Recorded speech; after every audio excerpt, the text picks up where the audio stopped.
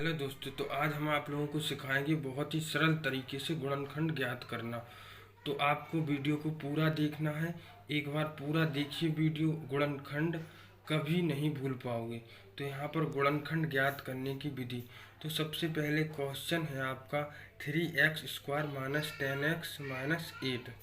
तो यहाँ पर आपको कुछ नहीं करना, पहली वाली संख्या और लास्ट वाली संख्या का क्या कर देना, आपस में गुणा कर देना है। क्या कर देना है? गुणा। जैसे ही आप इन दोनों का गुणा करोगे तो यहाँ पे आपका निकल के आ जाएगा, कितना आ जाएगा? 24। क्या आ जाएगा? 24। अब इसमें ऐसी संख्याएं खोजनी है कि यहाँ पर माइनस के 10 आए। तो बीच वाली संख्या क्या है? माइनस के 10। तो यहाँ पे आपको सबसे पहले हम संख्याएं खोजते हैं। तो यहाँ पे हमने देखो, यहाँ पर लिया 8 का गुणा किया, 8 × 16 8 24। तो यहाँ कितना आएगा? 24। बट इसको चाहिए 10x, तो इस 8 में से हम घटाएंगे 3 को, तो कितना आएगा? 5। बट हमें तो चाहिए यहाँ पर कितने चाहिए? 10x। तो ये तो करेगा नहीं फॉलो। इसके बाद दूसरी संख्या लेके देखते हैं।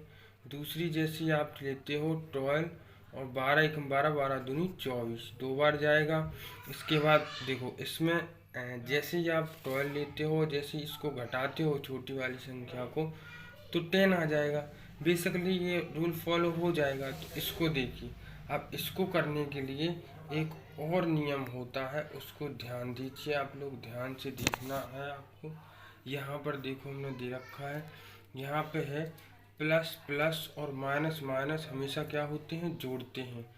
और प्लस माइनस और माइनस प्लस को हमेशा क्या करते हैं? घटाते हैं। और यहाँ पर देखिए, बड़ी संख्या के पहले का चिन्ह लगाते हैं। तो अब यहाँ पर देखिए, आपको पहले वाला रूल फॉलो करना है। तो पहले वाला रूल देखो, यहाँ पर बड़ी संख्या क्या है? 12। तो यहाँ पर 12 ले लेंगे। यहाँ यहाँ क्या? प्लस प्लस, दोनों को प्लस प्लस ले लेते हैं। तो हमेशा प्लस और प्लस क्या होते हैं? जुड़ते हैं। क्या होते हैं? जुड़ते हैं। तो दोनों को जैसे ही आप जोड़ोगे तो 14 हो जाएगा। चाहिए तो अपन को क्या है? माइनस की 10। ये तो प्लस आएगा, प्लस प्लस। अब यहाँ पर देखिए दूसरा वाला रूल, यहाँ माइनस ले लेते हैं, यहाँ 12 और माइनस यहाँ 2। माइनस माइनस क्या होते हैं? हमेशा जुड़ते हैं। जैसे ही आप जोड़ोगे तो यहाँ कितना आ जाएगा? 14। और ये काय का आएगा? माइनस का, माइनस माइनस। अब देखो, यहाँ पर तीसरा वाला लेके देखते हैं। जैसे ही आप तीसरा वाला लोगे तो पहले प्लस 12, बीच वाला क्या होगा? -2।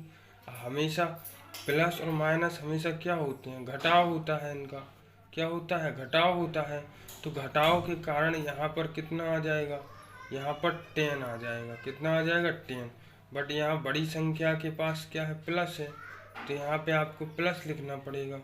अब देखो, चौथा वाला रूल फॉलो करके देखते हैं। बड़ी संख्या के आगे 12, वो 12 यहाँ पर है, इसके आगे क्या लगेगा? माइनस लगेगा। इसके बाद यहाँ पर बीच में क्या आएगा? प्लस, यहाँ 2। जैसी इन प्लस, अभी हमने बताया था प्लस और माइनस क्या होते हैं? घटाव होते हैं। और इसके बाद माइनस प्लस, ये दोनों क्या होंगे? घटेंगे।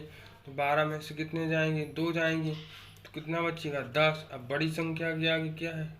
माइनस। ठीक है, तो यहाँ पर देखो, ये वाला क्या हो जाएगा? फॉलो हो जाएगा। माइनस के 10 चाहिए थे अपन को। क्या चाहिए थे? माइनस के 10। तो यहाँ पे आ जाएगा -10। अब आप लोगों को कुछ नहीं करना है। अब देखो सवाल में, अब इसको ध्यान से देखिए, ध्यान से यहाँ इसको सॉल्व करेंगे जैसे। तो यहाँ बराबर, यहाँ कितना है? 3x²। ठीक है, और यहाँ पर -8 है, तो -8 लास्ट में लिख लेंगे। अब इसमें क्या करना है अपन को? इसमें x लगा दीजिए और इसमें x लगा दीजिए। इन दोनों संख्याओं को कहाँ रखना है? यहाँ पे। तो यहाँ क्या है? माइनस माइनस की 12x और +2x, माइनस तो माइनस। अब इन सब का कुछ नहीं करना अपन को।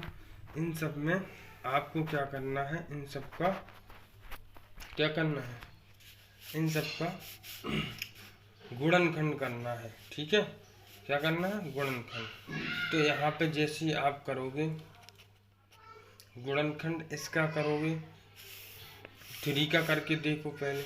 3 का जैसे ही आप करोगे तो यहाँ देखो, 3 का आप करोगे 3 वन जा 3, तो यहाँ पर एक ही बार जाएगा। यहाँ कितना आया 3, तो यहाँ पर अपन ले लेंगे 3 into x into x. 2x है क्योंकि x स्क्वायर है, तो x इंटू एक्स। यहाँ कितना है माइनस। अब 12 का यहाँ गुणनखंड करेंगे, ठीक है। जैसे आप गुणनखंड करोगे 2 से तो यहाँ 6 आ जाएगा, यहाँ करोगे 2 से तो 3 आ जाएगा, यहाँ करोगे तो 3। अब यहाँ क्या आया 2 2 3, तो यहाँ पे अपन लिख लेंगे 2 गुणज और कितना है 2 गुणज 3, ठीक है। और इसके बाद क्या है x, तो इंटू एक्स, ठीक है।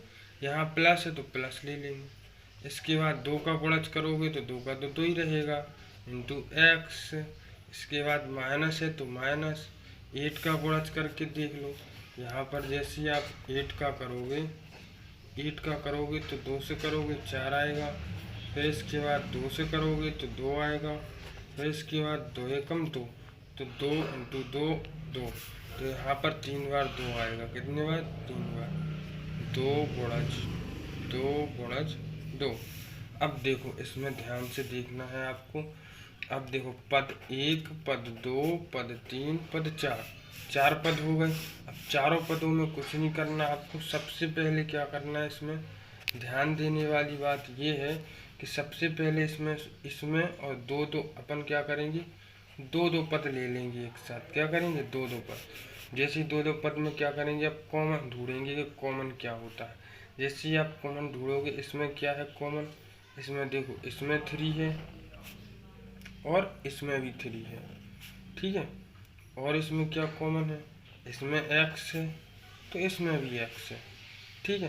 तो यहाँ पर क्या हो गया, अब देखो यहाँ 3x कॉमन थी तो अपन बाहर क्या ले लेंगे 3x कॉमन को ले लेंगे।